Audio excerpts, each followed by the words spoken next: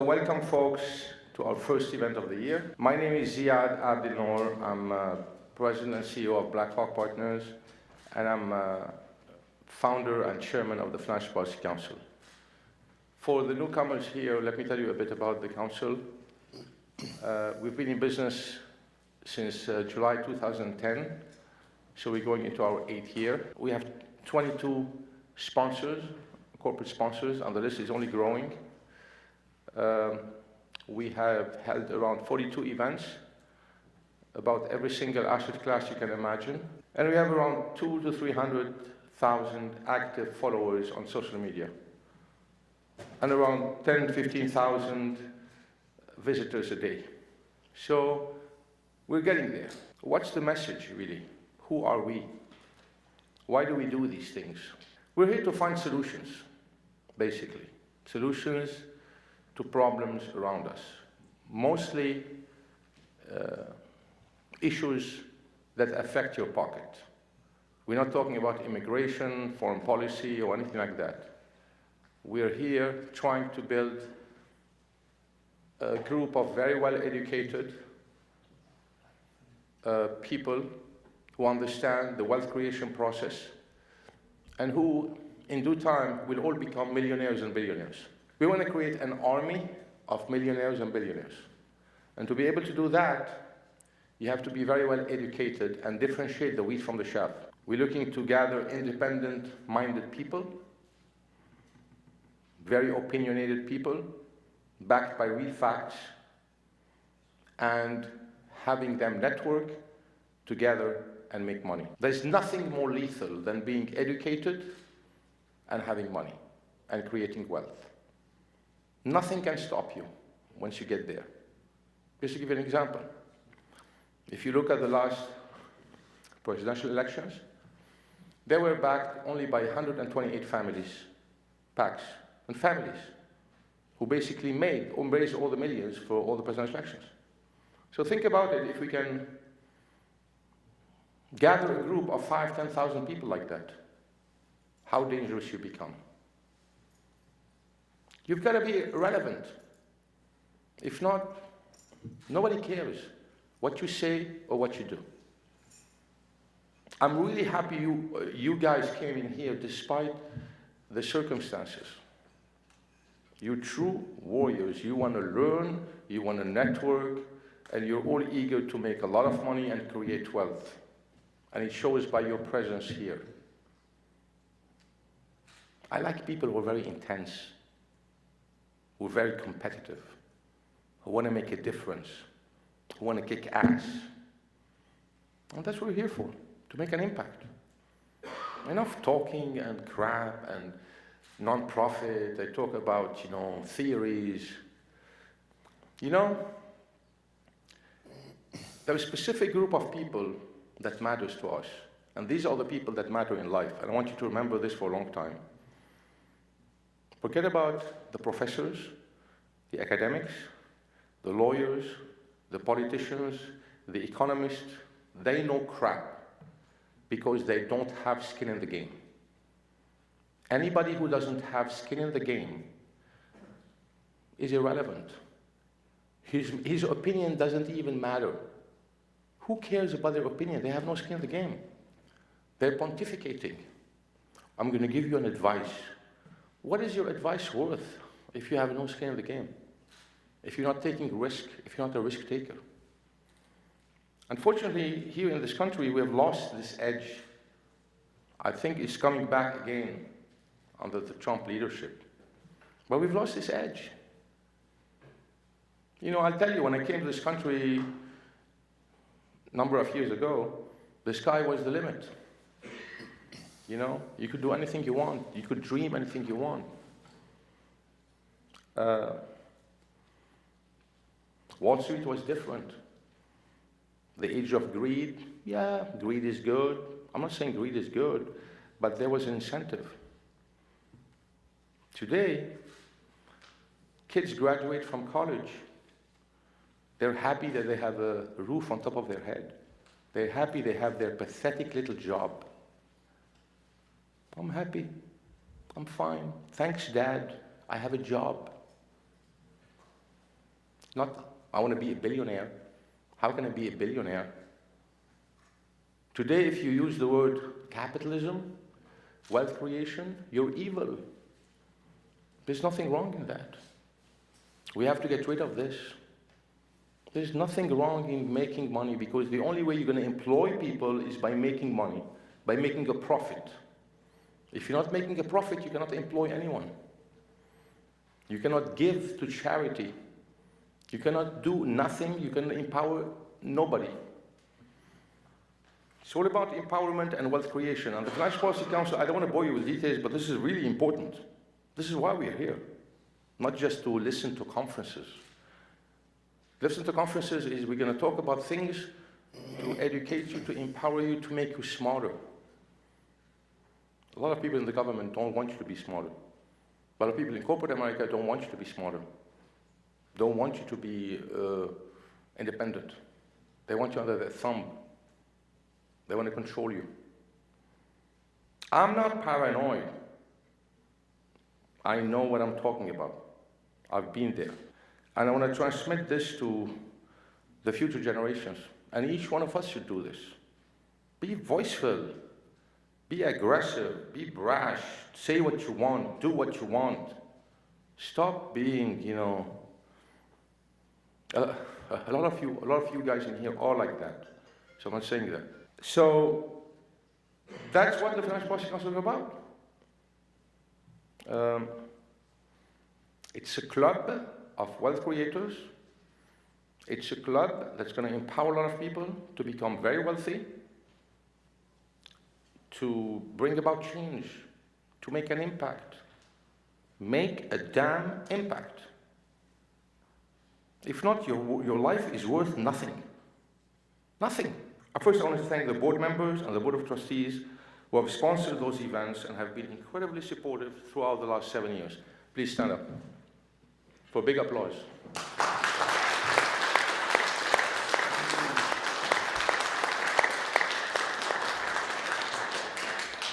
Our 24 sponsors, I'm not going to name all of them, who have been very supportive throughout the years, and I really would appreciate your support on that. We have grown by leaps and bounds. We need your support. This dollar is much better spent than spending than bankrolling a congressman or a senator who has no skin in the game, who's going to pontificate for you and deliver squat. We will make a difference. I would like to thank CFMG, Finfora, FinTech Solutions, and Paladin for sponsoring this great event. Thank you very much, Michael and Philip.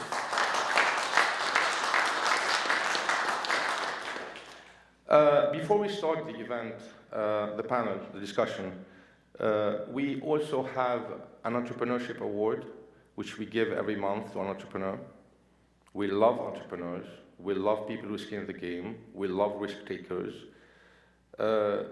For this month, it goes to Alexander Lopatin, a friend of mine, who unfortunately couldn't make it here. He's in Miami. You know, the planes were canceled, like a lot of you guys in here. So I'd like to have Michael Mildenberger, who also lives in Miami and is a friend of Alex, maybe say a couple of things for the award he's getting. Thank you. Thanks very much, Ziad.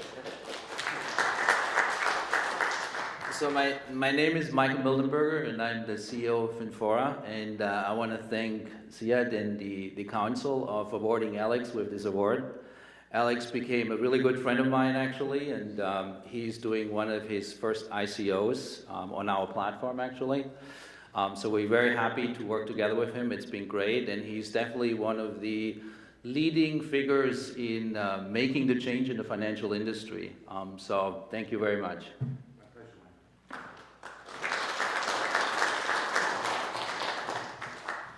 Truly impressive guy, Alex. I'm sure you'll meet him at one of our upcoming events. He speaks 5 languages, Russian, French, Spanish, whatever. Built a business from scratch. He's going to be a leading figure in the fintech space, along with Michael. Birds of the same feather flock together. We'll share. All right. Okay, we had a third panelist here, Huey, who's Caleb's father. Unfortunately, he could not make it, not because he missed his plane. He's a planner for that. My dad would have loved to be here. He is the founding, entrepreneur of Creative Direct Marketing Group. He's built billionaires and millionaires for 40 years with our company, and I'm following in his footsteps. I've worked for him for now 10 years, and I'm excited about what we do. We get to make people's dreams come true by today we're going to speak about how we raise capital for entrepreneurs and companies and expand people's businesses and dreams. Thank you so much. Mm-hmm.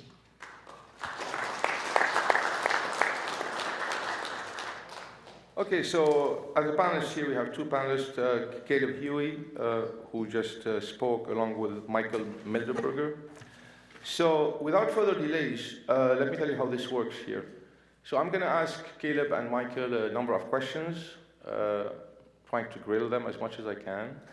It's more fun. And then I'm going to leave it up to you, the audience, to ask them any questions you want. It's a very interactive forum here. You know, it's not like a typical think tank where there is one guy who makes a speech and everybody yawns. No, it's very interactive. So you're going to be able to ask them the questions you want after I'm done with them. So, first question I have for both of you gentlemen, and any one of you can answer the question. What is really crowdfunding and what's an ICO? Well, crowdfunding is a broad term, and if you're familiar with Kickstarter, where I give you $100 and you give me a t-shirt with your company name on it, that would be one kind of crowdfunding. But it's also equity crowdfunding specifically, or debt crowdfunding, or ICOs, is asking the crowd for funds. It's simple as that. So we're able, under some new laws and exemptions, to advertise an investment offer and get investors interested in an investment offer by serving them different kinds of advertising and bringing them to platforms like Finfora, where they can invest in different entrepreneurs and different companies. You want to add, Michael? Yeah, I mean, I really liked your introduction with empowerment and wealth creation, and I think that's exactly what we're trying to do with the younger generation, actually. As the world changes right now, we enable through technology and following, under compliance, and enabling companies really to get access to capital which they would have never gotten before. Especially if you think about, the 2008 crisis, which I'm sure a lot of us still remember. And what came out of it, and the fact that these private companies couldn't raise any money anymore from banks. Startups have a harder and harder time to get money in there, especially for their Series A rounds. So, you can get angel money, but then from going from angel to like a Series B is a very difficult undertaking, because a lot of VC organizations which were focused on Series A now have so much money actually in their pockets that they say, why should I do a $2 million deal if I can do a $10 million deal? So in really crowdfunding and ICOs empowers these companies now and brings them together and connects them directly together with private investors. And it also actually empowers now investors. So people which, don't have like necessarily an accredited investment status. It also enables now what's called non-accredited investors. So people which do not make over $200,000 or not $1 million worth, they are actually able to log on to platforms like ours and participate in these deal flow, which was exclusive, which was very exclusive before, and create wealth this way as well too. And so I really like that picture of empowerment and wealth, because that's really what we're talking about. Perfect. Thank you, Michael. So what kind of companies should consider or watch out when raising money through crowdfunding or ICOs? Well, we've advertised offerings in debt and equity, and now we're moving into a lot of ICOs because of the marketplace. So the first deals that we were able to advertise to investors for my firm were debt deals. And we were able to raise $10 million for the first client that we had under Regulation D 506C.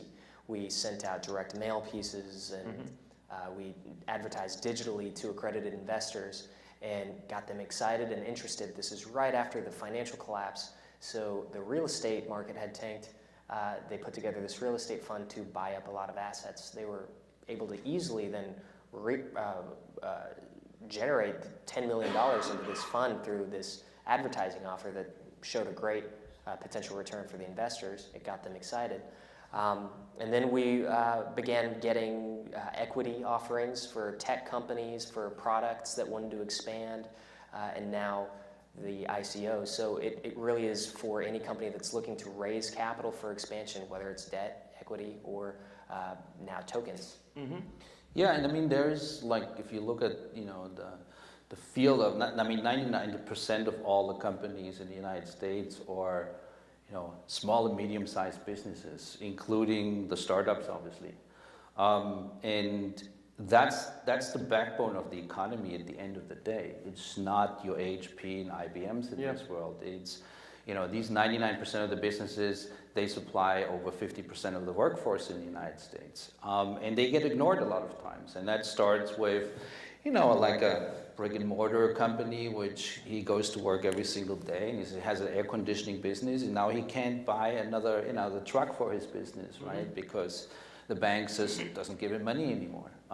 Now he has a possibility to raise, you know, to go on a platform like that and raise raise the $100,000 for his new truck as a loan from 500 different investors, for example, right? But then you also have more of like your tech company, your more high-tech startup company, and they want to get going and maybe want to raise $1 million or $2 million to go to the next stage, and they can do so in offering some equity in their company to potentially thousands of investors out there. And then you have the new category of ICOs, which really came from the idea that there's a new technology called blockchain, and you had companies in this ecosystem of blockchain which had a really good idea of how to change the world and introducing something new based on blockchain technology, and they would write up, and it really started with them writing up an idea on a white paper, without really having a lot of times an actual team together. And now they could go out and inspire people to put in $20 million for a great idea in order to execute on that idea, right? And so it really depends what kind of company comes to the platform. So they have different needs, and some want to do debt, some want to do equity, and some want to do an initial coin offering. So what does Finfora do exactly? So we provide the technology and all the compliance which is necessary in order to do fundraising either through debt or equity or an ICO. So we have a product or a solution which is called Series 1. So you can log on series1.com. And as a business, you can actually list yourself there. You can market to the investors. And you can transact right there. So an investor can come and they can actually, if they like what they see, and there's a due diligence room and all the information is available, and then they can directly invest into that deal. So literally you can come and log onto the platform as an investor, and 10 minutes later you're a shareholder of that company. And then we work together. So there's 3 real pieces here, which is technology, compliance, which is really important, as you probably open up the paper every single day and you see SEC and subpoenas and ICOs and all these words, right? So that's becoming a bigger topic. So you have technology, you have compliance, and you need marketing.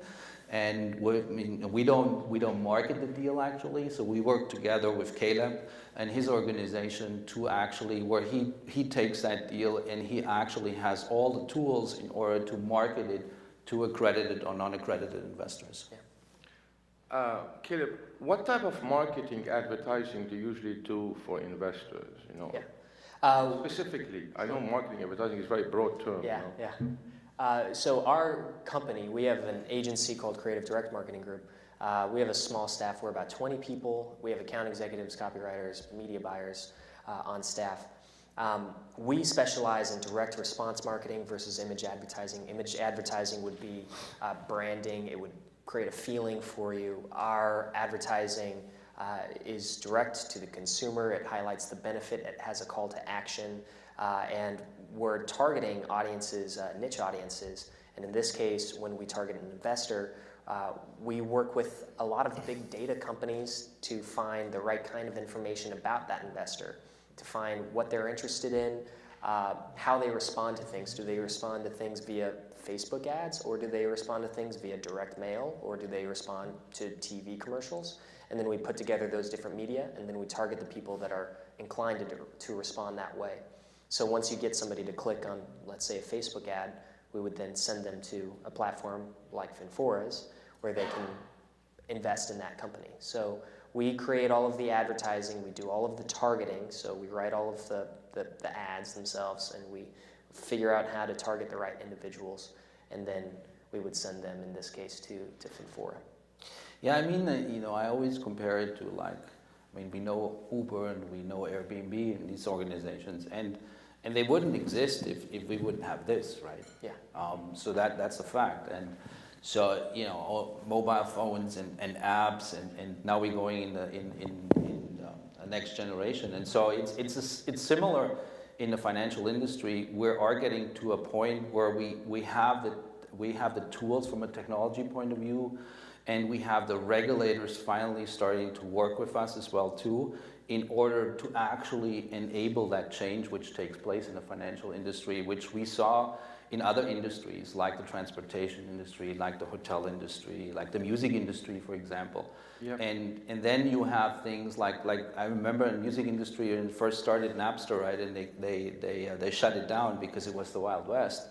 And it's similar to us, I think, with the ICOs. If you look at the field, it doesn't mean because they shut down Napster that we stopped downloading music, right? So we still followed that. We still had a change of behavior, that we're now getting all our music not from a CD anymore, but we actually download it on our cell phones, on our desktops.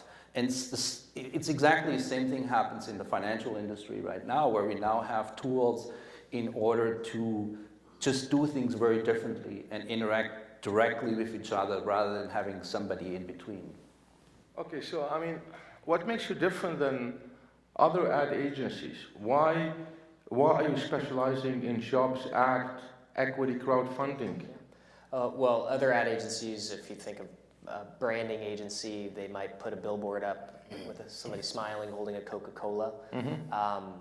If you're at the supermarket, you might look at Coca-Cola and for some reason feel good about the brand. That's not what we do. Mm-hmm. So I put together, in the crowdfunding sense, I'll put together an integrated advertising campaign where I'll send out 100,000 pieces of direct mail. 100,000 pieces of direct mail? Yeah, Wow. to 100,000 investors, potential investors. I'll follow up to the same audience of 100,000 people with Facebook ads, banner ads, emails, a pre-rolled TV commercial online. So if they're online browsing and they click for a market update by Jim Cramer, before they can see that, they have to sit through a presentation on one of the companies I'm advertising and their investment offer. If I get about a 1% response rate, then the company now has 1,000 new shareholders. It's substantial. And if they're putting in $1,000 to $4,000 each, then that's $10 to $40 million. Wow. And there is really not really. We know the market. $1 to $4 million. Mm-hmm.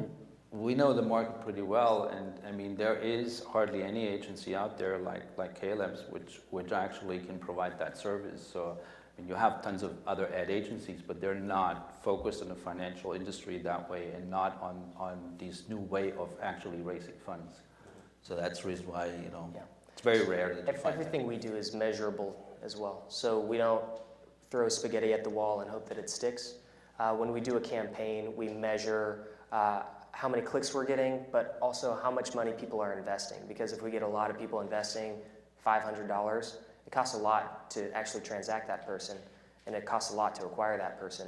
But if I get less clicks, but people investing $10,000, the return on investment is better. So we're going to divert all of our funds to the methods that are working best. So how do you get to tap into 100,000 potential investors? Good question. Traditionally, if you're familiar with direct response, it's all list-based. So you would source a list of investors or people that are interested in investments. You might buy a list from an investment publication like The Motley Fool, or Jim Cramer's public subscription service, realmoney.com, and you would send an advertisement to those people that are buyers of that investment information. We still do that sometimes, but today we work with big data companies. It's a lot more sophisticated. So companies like Oracle, big tech companies, and they collect transactional metadata on every purchase that you make as a consumer. So I'm able to go to Oracle and say, I want anybody that has made 10 transactions or more in their investment brokerage account in the last 90 days. So I know this person is a fairly active investor. I also want that person to have purchased or subscribed to an investment publication, so I know that they also consider information via a recommendation, right? Also, I want that person to have responded to a direct mail piece in the last 12 months, so I know that they aren't they're direct mail responsive, so they don't simply throw away direct mail. So I pull a lot of that metadata from Oracle, putting together a profile of the ideal target for whatever investment offer that I have.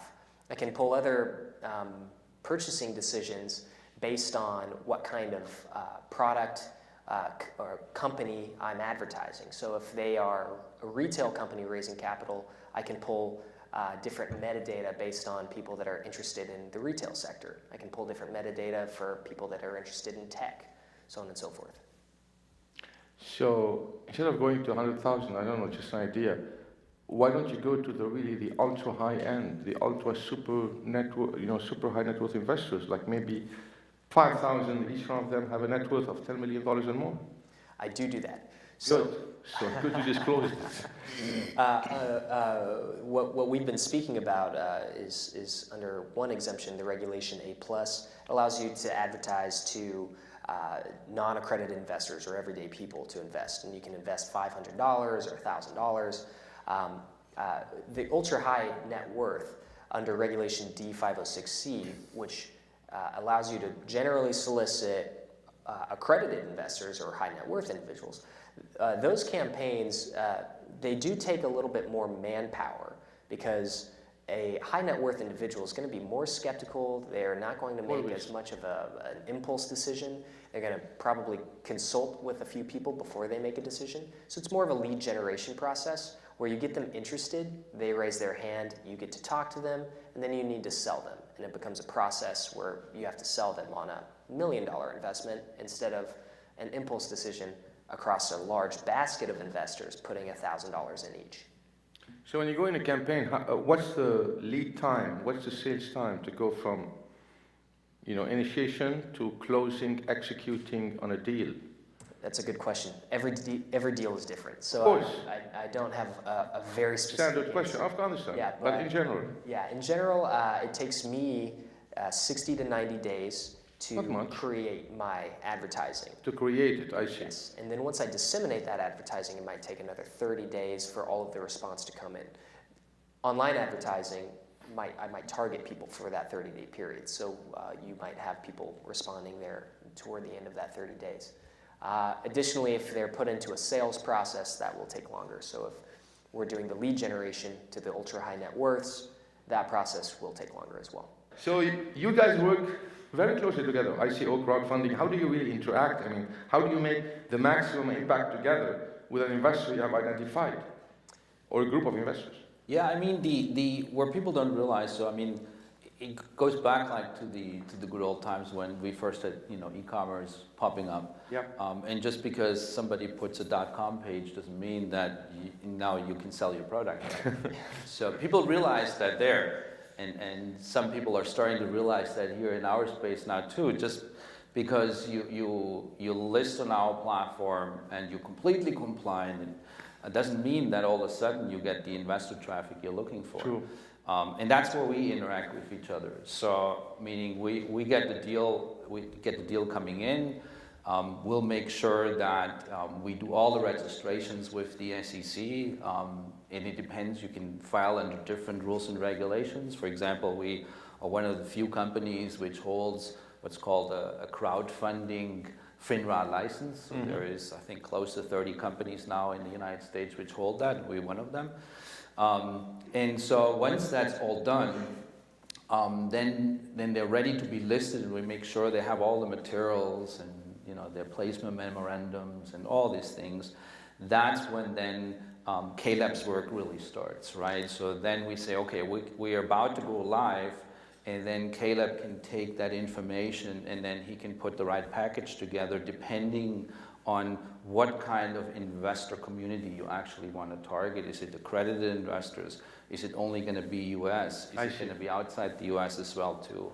Do you want to include non-accredited investors? So, all these questions you have to have answers, and as Caleb said, that's when you have to make sure that you also target the right audience in order to get the right investors into your deal. Wow, very labor intensive. I'm sorry? Labor intensive. It is labor intensive. Very labor intensive. Mm-hmm.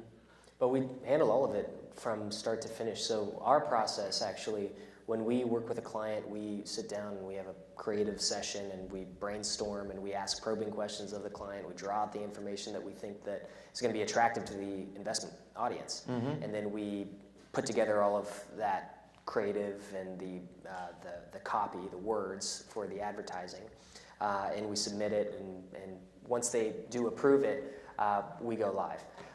Everything's vetted by an attorney, of course, so we're not making bombastic promises and whatnot, but we do handle everything from start to finish. Usually our clients are in the creative brainstorming session, and then they approve copy, and that's it. So yeah, and then there is, people have to realize too that, for example, under the CF, so crowdfunding, when you actually target non-accredited investors, the good news is now under these rules and regulations, you can take a deal and you can publicly solicit non-accredited investors as well too. But in doing so, you still have to, what people don't realize, you still have to follow certain rules and regulations in advertising to non-accredited investors. So you couldn't just go out and say, I'm going to do a banner ad and I'm saying I'm the greatest company in the world, and if you invest in me, you're going to make 1,000% profits in 2 weeks. So that's not possible, right? So you have to do what's called tombstone marketing. Pretty much have communicate. A tombstone is pretty much like a snapshot of the deal, which says, hey, I'm this company, this is what I'm doing, and I'm raising X amount of money, and these are the deal terms. If you're interested, if you want to invest, then click here, and then from that point on, they would come onto our platform where we are fully regulated, right? So the investor can only then transact on a regulated platform, which has to have a license for that as well too. And so that's what a lot of people don't realize. And so, but you could theoretically now, what's great about it is you could theoretically as a business, you could put a flyer in your entrance, or you can do a very sophisticated social media campaign. That's all possible, which was not possible before. Love it. Love your story. I have one client that is I won't reveal who they are, but they're a large conservative media group, mm-hmm. and they have a very, very robust list of followers and people that have paid for different products and services, including information services. That list, that database that they have is a golden mine, because everybody that has bought something from them knows their brand. They are ideologically aligned with them. They're fans. They're fans of this company. Love it. And now I can take that list and I can begin soliciting that list with these new investment offers. So database marketing, if a company already has a database to raise capital, can be huge. That's more than database marketing. That's intelligence gathering. Yeah. Once your goals are aligned politically and doing these kind mm-hmm. of things, that much more impactful.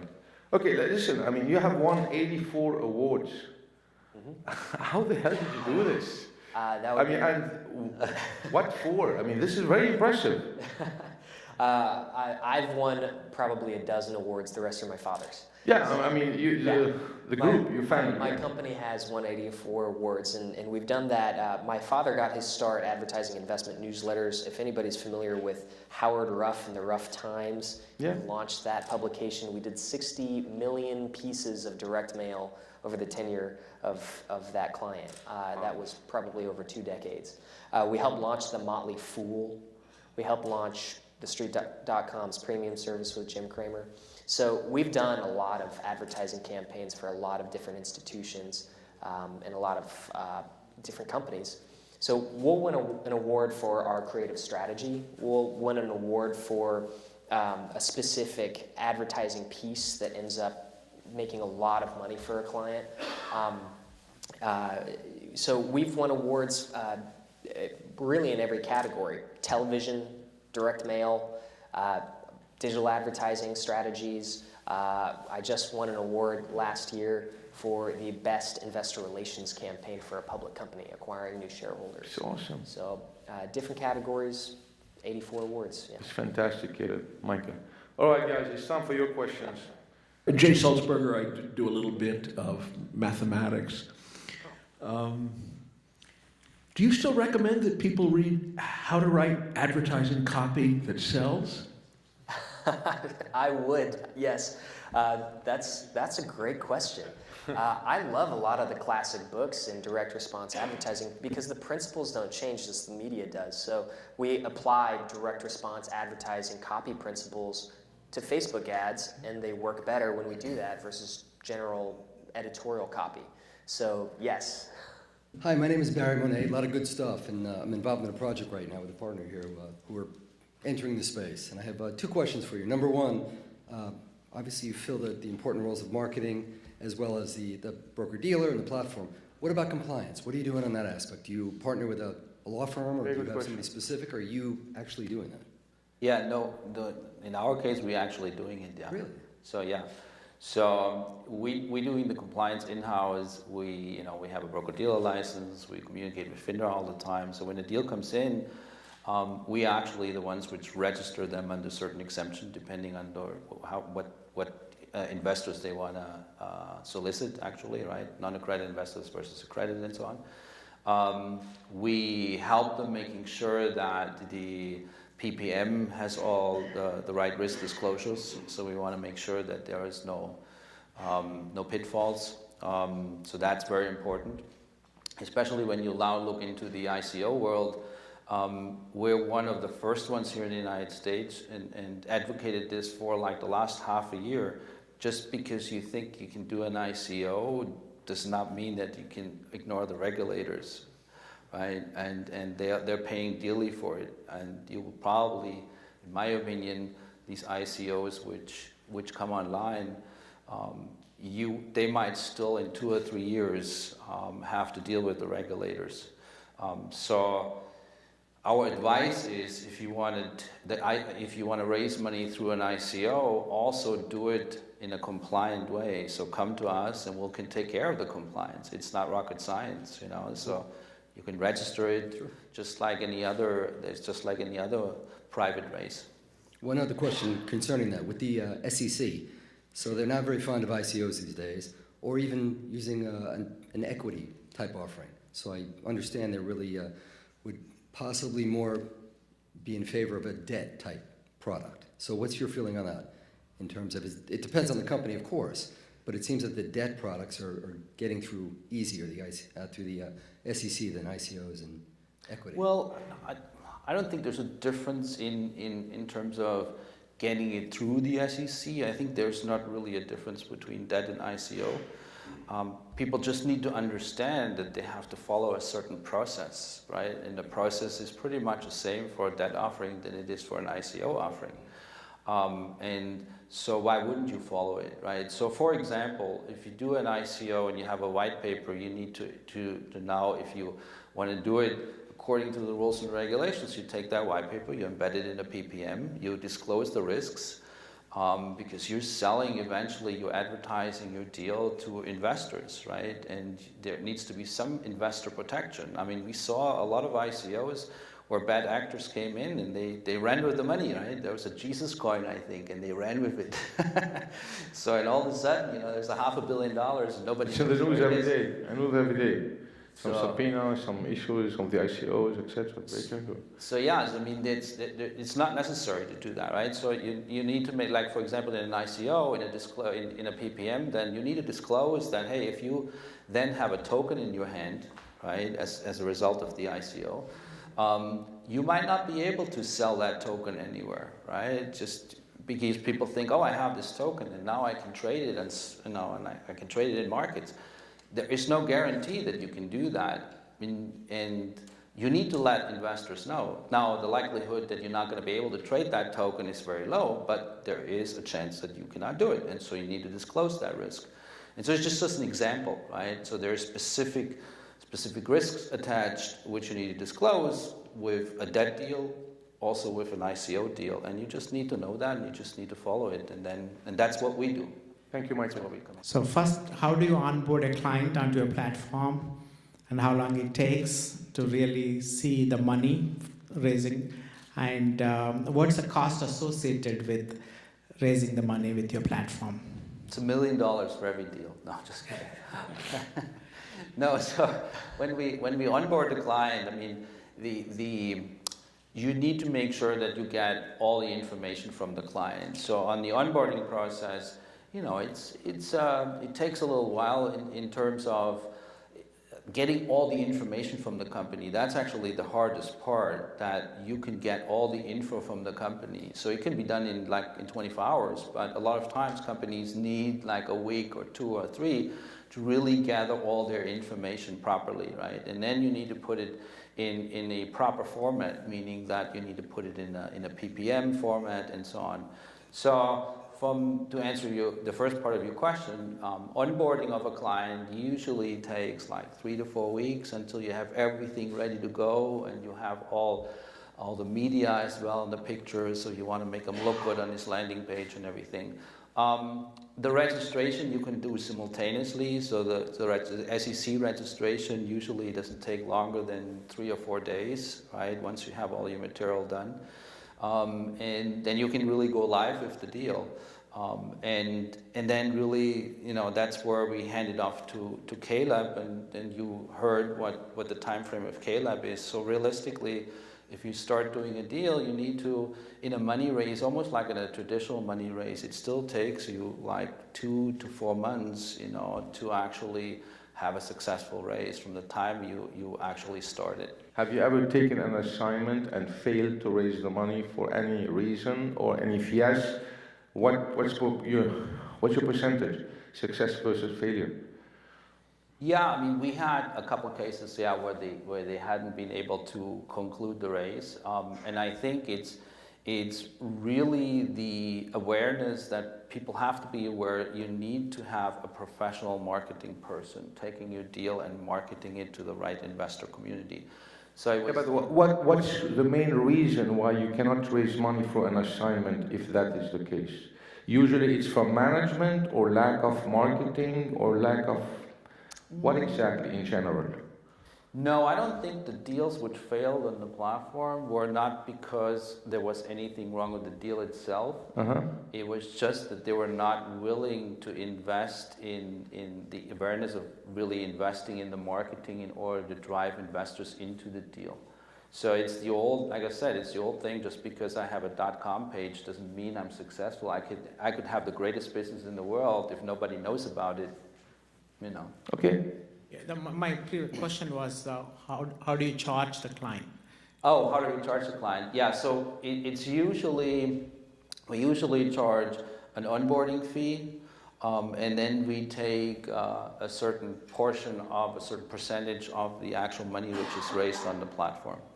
The question I have is very simply, who makes the call for the differentiation between either debt, equity, or a t-shirt when you're talking about a crowdfunding endeavor, and then what products qualify the most for it, what qualify the least, and how do you then sort that all out with regard to debt, equity, or t-shirt?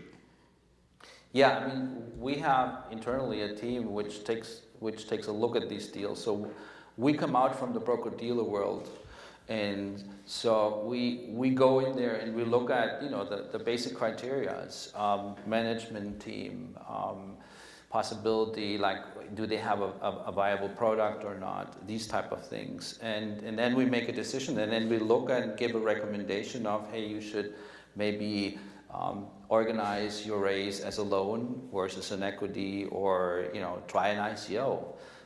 So that's the internal team makes that decision. So we're consulting the client on that and give him some suggestions. And it's not like some clients we're not taking on. I mean, it's not like everybody comes to the platform automatically gets listed. So you're saying it's the flavor of your investor pool that's going to determine how that goes. Right, correct, yeah. Because if you do an ICO, then you also have automatically an international investor pool you dip into as well too. Right. So you have to have the criteria to be attractive to investors outside the US as well too, right? What are the 1 or 2 key traits you look for when backing an entrepreneur or a company? Where you say, this is it. If he doesn't have this, forget about it. On top of your head. I mean, from our... Is it more, one second, is it more the technology or the people? No, it always comes down to the people. Well, people, of course. Well, so what are the 1 or 2 key traits? Yeah, if from our perspective, it always comes down to the management team at the end of the day, yes. What are the 1 of the 2 key traits of the management team? The 2 other... The 1 or 2 key traits, important things are that the management team has that you say, this guy is a killer. So, number 1, obviously, that he has an expertise in his field, right? Okay. That's number 1. But that's kind of like a given. But of number course. 2 is what comes back to what you said at the beginning, that this person actually has, that they have the drive to say, hey, they want to make money with it, but at the end of the day, they always want to kind of like change the world as well. Yes, impactful. So, and that motivation, I mean, I always say, like, if you have really a really hard a very strong drive to do something, yes, and you want to change or you want to solve a certain problem, do it, and you're really motivated, you do it so good that money will automatically follow you. I love it. Absolutely agree. Don't do it because you think you make a lot of money. Do it because, What about marketability of product or service? I mean, does that count, or does I mean, you can have a great product and a terrible entrepreneur, or can you have a great product and a crappy entrepreneur that you have to plug some management guru in there? Is that a possibility? How does that work? I've seen that many times. Okay. A great product, Sure. and they need better management, and then better management comes alongside them, and, Right. and they can bring the company to the next level. Sometimes it could be a buyout, or what. It really depends on the. So you would coach on that yourself? I would not with my company, but there are different firms that I could refer to. Thank you. You Good. can Thank answer you. it. Thank you very much. Go ahead. Hi, my name's Alan Blair. I'd like to Ziad's question to Caleb with regard to what percentage of clients that you take on that fail. Sure. And also, would you discuss your pricing structure? Yeah, absolutely. So we have. And if they do fail, why do you think they would? Yeah. I always tell people that we are not magicians and that the marketplace is always right. So if the marketplace has a demand for something, I can tell that story, and if they want it, they will invest in it. So I can present the story in a very appealing way, and I can write all of the best direct response copy, and I can win an award for it. But if the marketplace doesn't like it, they're not going to buy it. So we have had campaigns not be successful, but I usually speak in return ratios, dollar invested in marketing for a dollar return in investment capital. My lowest yielding was down to a 1-to-1, which is, in my opinion, a complete failure. We've had many success stories where we get $40 of investment capital for every dollar spent in marketing. And it really depends on the company and how appealing the offering is. Some things that we think might sound very appealing to the investment audience, and we'll write the story, end up not having the kind of sizzle that we want, and we'll end up, we have a benchmark for success for us. If we're getting you a 10-to-1 or above, we're being successful. If we're getting below a 10-to-1 return on your advertising dollar, in our opinion, it's not a viable option for you for crowdfunding. So every campaign, that's the benchmark that we set out for. And typically, we end up meeting that benchmark because when a client approaches us with a new campaign, they ask us our opinion, and we will not tell them that we think we can sell something that we can't, because it's not within our self-interest either. I highly respect your opinion, but I very much disagree. I'll tell you why. Okay. In my experience, I'm not the messenger here trying to tell the client, you know, Mr. Client, you take it, we understand what the market is, etc. No. The best salesman in the world, and I worked for one of them, called Michael Milken, when he commercialized junk bonds. There was no investor in the world who was buying junk bonds. Nobody. He educated them as to the value of a junk bond and sold it aggressively to them and made a lot of money because nobody was able to sell these securities. So the spread is very high because it's very difficult to sell. You're running monopoly on that. You make huge spread. I don't agree that the market is very uneducated. We invest, it's a crowd mentality. Warren Buffett invested in this company, it must be a great company. Well, Warren Buffett is no god. Goldman Sachs heirs, Warren Buffett heirs, they all make mistakes and they all lose billions. The difference, they can afford to lose billions, you cannot afford to lose billions. For 99.9% of the people. They are wiped out. So, believing on the market, I have zero faith in the market. I have zero faith in investors. They need to be educated all the time. And the smartest one get it. And the others don't get it, but then they follow the smartest ones. So all what you need to do is to follow, this is my opinion. I understand you think, Caleb, but you really have to really know your stuff very well. So that at the end of the day, no matter what the rebuttal is, your arguments are stronger. And this is the art of a guy like Milken, because he knew the market, he knew exactly what to say to people. Like at the end of the day, like what people say, you have to know one thing very, very well, better than anyone out there, and to be able to sell it to them. So it's really the strength, the persuasion that you have, not the market. The market, all of them are a bunch of idiots. It's like the sheep. They follow this, they follow that, they follow this trend and that one. Thank you, sir. Hi, my name is Jeff Bardo, Spiritas Capital Partners. We work with a lot of small and medium-sized businesses, and I'm trying to figure out where crowdfunding and even ICOs might fit into what I do. You mentioned an air conditioning company that might look to borrow $100,000, but this doesn't really feel like it fits that scenario. So what's the sweet spot, given transaction costs and the investor base, for a loan? What's the sweet spot for range, pricing? That's my question. Well, I mean, the air conditioning base was just an example of that. There is all these companies are very different in nature, and so and on the other side, you have a very different audience of investors as well too. So you have investors which are more risk averse, and they would rather say, hey, I get 10% a year.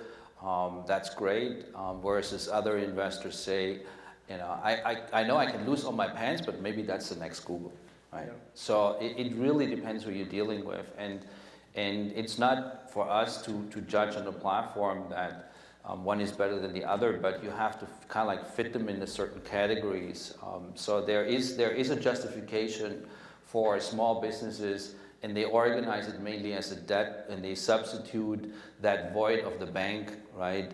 So there's definitely a market for that, and there's definitely a market for the startup companies which can't get their money from a Series A investor anymore, for example.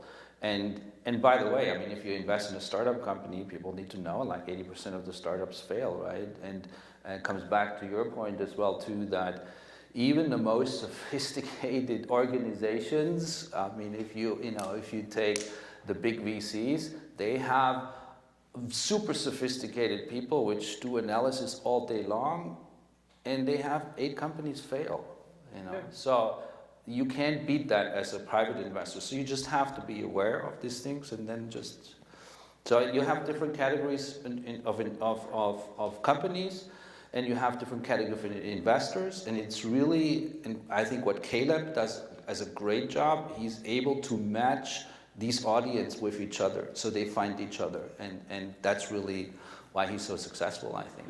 Let me ask you a question. What percentage of the companies you back are startups, pure startups with no revenues, no cash flow, versus some companies with some traction, like a Series B round, etc.? Or does the company with Series B don't choose your services, go to a VC or self-fund themselves? Or what's the percentages, roughly? Yeah, please, Caleb. Approach me, about 80 to 85% are startups that have nothing to audit as far as financials. Get you. They are brand new. Get you. Yeah. Same with you, Michael? Yeah, same with us, especially lately. And I think that's the reason why you heard it, well, why you hear the expression ICO so much, because that's the audience. The audience, yeah, got you, of course. Absolutely. Any other questions? All right, thank you very much, guys.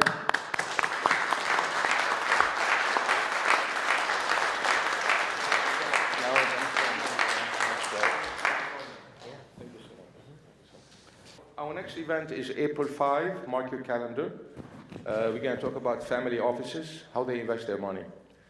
This is a new class right now of investors, other than VCs, private equity groups, etc., family offices. So we're going to put together a stellar group of experts and panelists, April 5, mark your calendar, and have a great evening. Thank you for coming.